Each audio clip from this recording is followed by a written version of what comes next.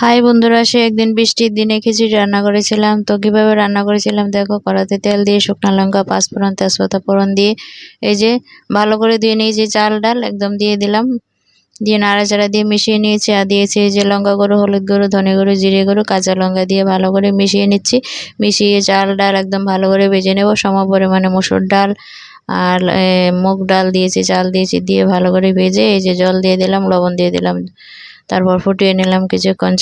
ডালটা ফুটছে কিনা দেখলাম, তো ফুটেছে। তো আবারও নাড়াচাড়া দিয়ে এখন দিয়ে দেবো সামান্য ঘি। এতে করে খিচুড়ির টেস্টটা ভালোই হবে বলো। তো দেখো আমার খিচুড়িটা হয়ে গেছে প্রায়। এখন নাড়াচাড়া দিয়ে নামিয়ে নেব। তো কার কার পছন্দ খিচুড়ি খেতে অবশ্যই কমেন্টে জানাই। এই তো বন্ধুরা, খিচুড়ি হয়ে গেছে, এখন নামিয়ে নিচ্ছি। নামিয়ে তারপর নাড়াচাড়া দিয়ে নিচ্ছি। একদম ঘন একটা খিচুড়ি দেখো রান্না হয়েছে। বৃষ্টির দিনে এরকম জমজমাট খিচুড়ি খেতে কার না ভালো লাগে বলো। থ্যাংক ইউ বন্ধুরা, এভাবে পাশে থেকো সবাই।